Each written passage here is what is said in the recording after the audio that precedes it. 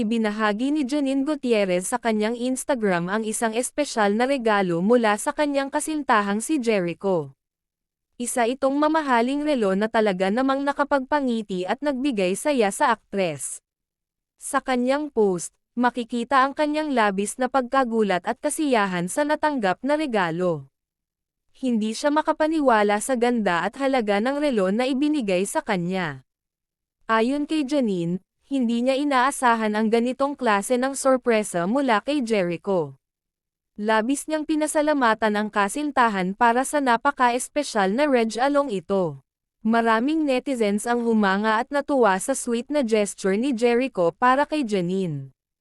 Ilan sa kanyang mga tagahanga ay nagkomento ng pagbati at papuri sa kanilang matibay na relasyon.